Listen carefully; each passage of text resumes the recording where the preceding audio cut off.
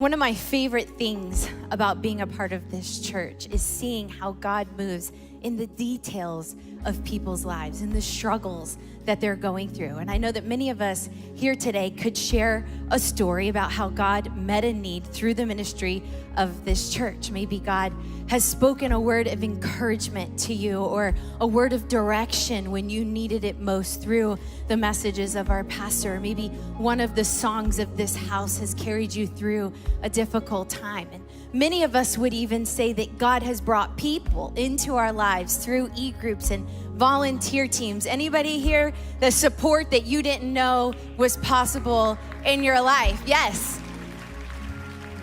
You know, the Bible says that those who are planted in the house of the Lord will flourish.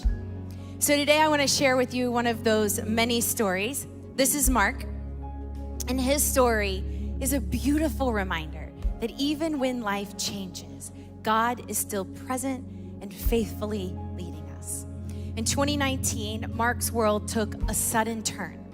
And after 32 years of marriage, Mark found himself walking through an unexpected divorce.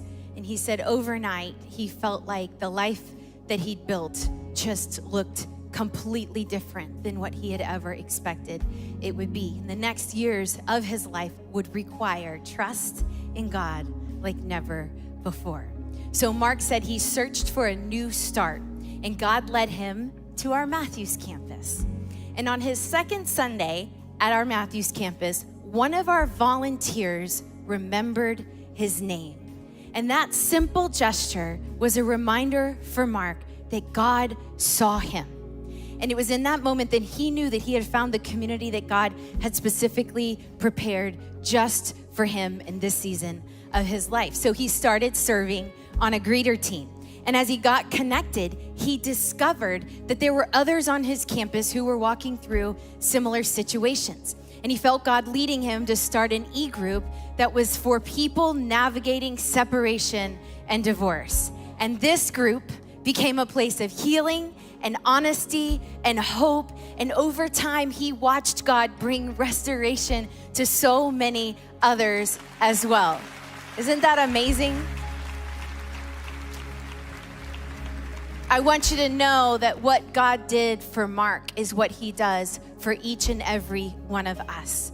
When we take a step of obedience and we decide to trust God and be generous with what we have, our time, our gifts, our resources, our struggles, the things that we've learned, when we take those things and we place it in his hands, we get to experience his glory through our lives firsthand.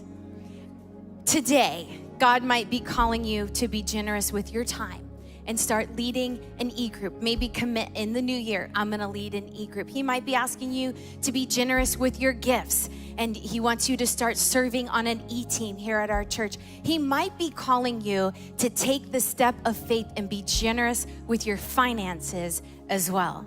As you know, on December 14th, our entire church is gonna come together and we're gonna worship God through giving in a special offering. And I really hope that you are making plans to be a part of this. It's gonna be amazing. And we're calling our offering this year the Trust in God offering. And it's a day when, as a church,